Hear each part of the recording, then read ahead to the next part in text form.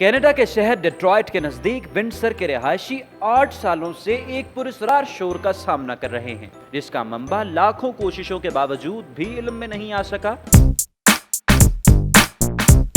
یہ شور ان کی روزمرہ زندگی کو متاثر ضرور کر رہا ہے۔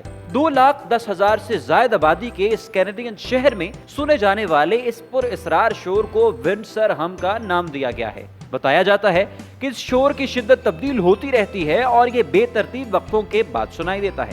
بعض اوقات اسے چند گھنٹے تک سنا جا سکتا ہے اور کبھی یہ دنوں پر محیط ہوتا ہے۔ اس کی وجہ سے لوگوں میں سر درد، نیند کی کمی، چڑچڑاپن، ڈپریشن اور دیگر بیماریوں کی علامات نمودار ہو رہی ہیں۔ کچھ لوگ تو اس ونڈسر ہم سے اتنا متاثر ہوئے ہیں کہ وہ اپنا سامان باندھ کر وہاں سے اتنی دور جا بسے ہیں جتنا وہ جا سکتے تھے۔ کچھ رہائشی ونڈسر ہم کو کسی سب وفر سے نکلنے والی آواز سے تشبیہ دیتے ہیں، جبکہ کچھ کے نزدیک یہ نہایت سست رفتار انجن کی مانند شور ہوتا ہے۔ کچھ افراد اس کا موازنہ سٹار ٹریک کی ایک آواز سے کرتے ہیں، لیکن اس آواز یا شور کو سننے والے تمام افراد ایک بات پر متفق ہیں، وہ یہ کہ مزمحل کرنے والی آواز ہے۔ جانور چونکہ زیادہ اثر قبول کرتے ہیں، اس لیے یہ شور ان کو بھی بری طرح متاثر کر رہا ہے۔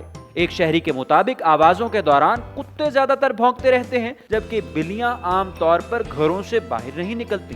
اس شور کا ماخذ معلوم کرنا ناممکن معلوم ہوتا ہے۔ لگاتار اور بے ترتیب وقفوں سے شور ابھرنے کے باوجود تمام لوگوں نے اسے نہیں سنا ہے، لیکن لاتعداد لوگوں سے ملنے والی اطلاعات کو مد نظر رکھتے ہوئے اس حقیقت کو جھٹلانا بھی ناممکن ہے۔ اس شور کے بارے میں 6 سال قبل مقامی ٹیلی کانفرنس پر 22,000 سے زائد لوگوں کی شکایت موصول ہوئی کہ یہ آواز ان کی صحت اور گھر کی بنیادوں کو متاثر کر سکتی ہے۔